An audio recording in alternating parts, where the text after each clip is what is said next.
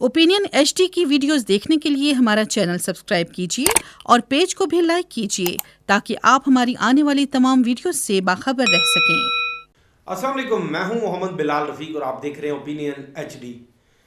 आज़ाद कश्मीर हुकूमत ने बड़ी अच्छी एक पॉलिसी का जो ऐलान किया है वो पॉलिसी है एजुकेशन पॉलिसी 2023-2040। इसकी एक असूली मंजूरी दे दी वज़ीर-ए-आज़म आज़ाद कश्मीर सरदार तनवीर इलियास खान ने काबीना के एक इजलास में। और इस जो पॉलिसी के तहत हर बच्चे के लिए तालीम लाजमी व मसाली स्कूल मसाली माशरे के स्लोगन के तहत राब्ता मुहिम शुरू करने का इसमें अज़म किया गया है। और साथ ये भी कहा गया कि ऐसे बच्चों को इसमें खुसूसी तौर पर शामिल किया जाएगा जो किसी वजह से स्कूलों से बाहर रह जाते हैं। तालीमी साल मार्च से शुरू होगा और प्राइमरी तक तलबा को किताबें मुफ्त दी जाएंगी। टीचर्स के लिए भी अकेडमी कायम की जाएगी जिसमें टीचर्स को ट्रेनिंग दी जाएगी। बहुत अच्छी बात है, सरदार तनवीर इलियास की हुकूमत का ये एक बड़ा इकदाम है। दूसरी तरफ अगर हम अपने माशरे की एक दूसरी तस्वीर अगर देखें वो ये है कि दूर दराज के जो इलाके हैं या वो इलाके जहाँ पर डेवलपमेंट नहीं है, जहाँ पे कारोबार नहीं है, कारोबारी एक्टिविटीज़ नहीं हैं, वहाँ पे स्कूलों की हालत भी कुछ अच्छी नहीं है। इसके साथ साथ पहले उन स्कूलों को बेहतर करने की ज़रूरत है। और फिर ऐसे हज़ारों बच्चे हैं जो सरकारी स्कूलों में भी जिनको भेजने के लिए वालिदैन के पास हिम्मत नहीं, इस्तिताअत नहीं होती। होता क्या है कि वो बच्चे कम उम्री में ही कामों पर चले जाते हैं, यानी ऐसे काम यानी वर्कशॉप्स में ऐसे बच्चे डाल दिए जाते हैं जो अंडर एज बच्चे होते हैं, या चाइल्ड लेबर। ये कानून भी आज़ाद कश्मीर के अंदर मौजूद है जिस पे इम्प्लीमेंट नहीं होता है। ज़बानी जमा खर्च के लिए ये कानून मौजूद है। आप भी देखते होंगे अपने इर्द गिर्द बेशुमार ऐसे छोटे बच्चे जिनकी उम्रें स्कूलों में जाने की हैं या घरों में खेलने कूदने की हैं, वो आपको वर्कशॉप्स में मिलेंगे, होटल के ऊपर काम करते हुए मिलेंगे, या वो लोगों के घरों में काम करते हुए मिलेंगे। वो भी इसी माशरे के बच्चे हैं, इसी माशरे में उन्होंने भी रहना है। लेकिन ये भी एक बहुत बड़ा चैलेंज है जो माजी में भी कोई हुकूमत इस चैलेंज को ना तो कबूल कर सकी, ना ही इस चैलेंज को बीट कर सकी, ना बीट करने की कोशिश की गई कि वो बच्चे जो हमारे इर्द गिर्द होते हैं, यानी जिनकी उम्रें स्कूल जाने की होती, अब गवर्नमेंट तो कह रही है यानी वालिदैन अगर किताबें मुफ्त मिल जाएंगी तो उन बच्चों को स्कूलों तक छोड़ने ले जाने का मामला है। अब होता क्या है, बेशतर घर ऐसे होते हैं जो अफोर्ड नहीं कर सकते बच्चों की तालीम या उनके स्कूल जाने तक का जेब खर्च भी। ऐसे घर भी मौजूद हैं इसी रियासत के अंदर। वो फिर क्या करते हैं जी, बच्चों को वो छोटी ही उम्रों के अंदर वर्कशॉप्स में डाल देते हैं या ऐसे कामों में डाल देते हैं जो स्किल्ड, ज़्यादा बच्चे ऐसे होते हैं जो स्किल्ड वर्कर नहीं बनते हैं फ्यूचर में, जिसकी वजह से वो सारी ज़िंदगी सफ़र करते हैं, ना उनके पास तालीम होती है ना वो। अब यही बच्चे हैं जिन्होंने आने वाली ज़िंदगी जिनकी यानी आने वाले, अगर हम बात करें आने वाली 30-40 बरसों की जो ज़िंदगी होगी इनकी विदाउट एजुकेशन क्या होगी। जब दुनिया तरक्की की जो मज़ीद मनाजिल तय कर जाएगी तो ये बच्चे कैसे फेस करेंगे, ये कभी किसी ने नहीं सोचा है।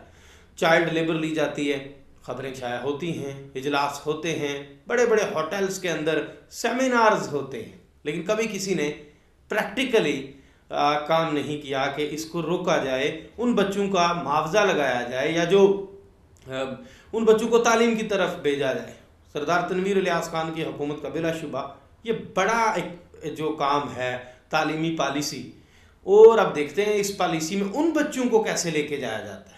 इजलास माजी में भी होते रहे, काबीना के इजलास भी होते रहे और बाकी चीज़ें भी, लेकिन वो बच्चे आज भी माशरे में बड़ी बेरहमी का शिकार हैं जिनको तालीम की ज़रूरत है, जिन्होंने अब वो बच्चे स्कूलों में नहीं जा रहे हैं, वो तालीम हासिल नहीं कर पा रहे हैं। उन बच्चों के जो एक तो उनका और स्कूल जाने वाले बच्चों के दरमियान ज़मीन आसमान का जो होता है फासला हो जाता है, कॉन्फिडेंस लेवल का फासला होता है, गुफ्तगू का फासला होता है। वो बच्चा उन चीज़ों से बहुत दूर रह जाता है जो बच्चा एजुकेशन लेके जिन चीज़ों तक पहुंच सकता है। इसके बारे में पूरे माशरे को सोचना चाहिए, बल्कि माशरे से ज़्यादा जो जिम्मेदारी है वो हुकूमत की आयद होती है, चूँकि तालीम, सेहत, घर, रोज़गार ये रियासत ने फराम करने होते हैं। लेकिन हमारी रियासत के लिए मैं अक्सर कहता होता हूँ कि ये शायद एक मखसूस तबके के लिए इस रियासत के अंदर सहूलियात हैं, लेकिन आम आदमी के लिए सहूलियात नहीं है, ये चीज़ें उनके लिए नहीं हैं। अब दूसरी खबर की तरफ आते हैं। आज़ाद कश्मीर में मुख्तलिफ मनसूबों पर जो काम करने वाले फार्नर्स हैं उनकी सिक्योरिटी है जो वो मज़ीद सख्त कर दी गई है।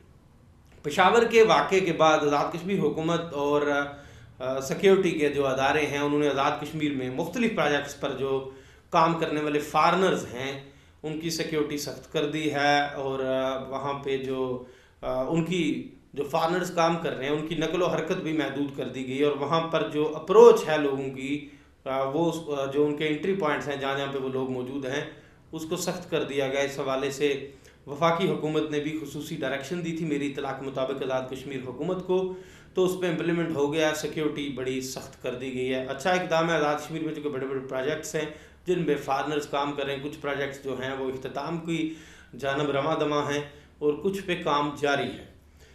एक और बड़ी खबर आज सोशल मीडिया पे मैं देख रहा था कि मीरपुर में, जो आज़ाद कश्मीर का सबसे बड़ा शहर है, बिज़नेस के एतबार से देखा जाए, डेवलपमेंट के एतबार से देखा जाए, खूबसूरती के एतबार से देखा जाए, तो मीरपुर अपनी एक अलग शनाख्त रखता है आज़ाद कश्मीर के अंदर। खुसूसन होटल्स की फील्ड को देखा जाए या दीगर शोबाजात भी मीरपुर एक अहमियत रखता है।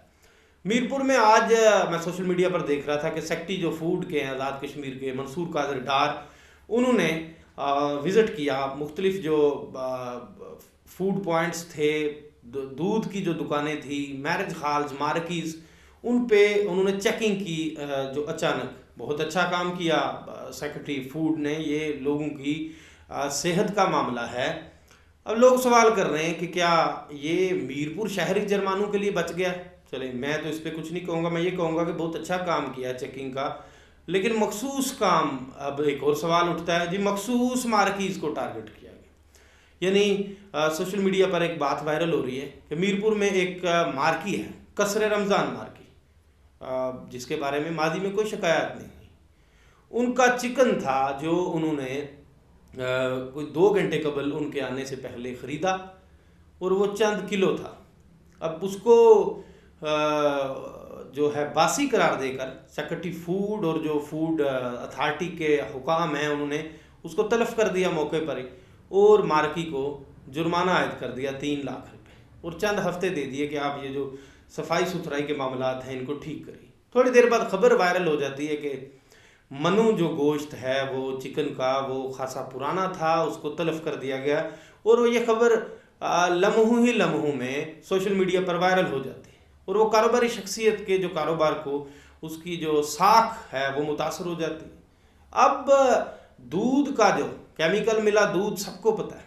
सेक्रेटरी फूड ने कुछ दूध की दुकानों के ख़िलाफ़ भी कार्रवाई की जिनमें जो पानी मिला दूध की इतलात थी, जो वहाँ पे मौके पे उन्होंने चेक किया, जुर्माना करके वो चल दिए। क्या जुर्माने ऐसी जगहों के हल हैं जो लोग इंसानी सेहत के साथ खेल रहे हैं? आप साबित करके लेबॉर्ट्री रिपोर्ट्स लगा के उनको सील कीजिए, लेकिन अपनी वाह वाह करने के लिए उन कारोबारी मराकज़ को जिनसे सैकड़ों लोगों का रोज़गार जुड़ा हुआ है, उन लोगों को तो आप टारगेट ना कीजिए। इस मामले की बिल्कुल छानबीन होनी चाहिए।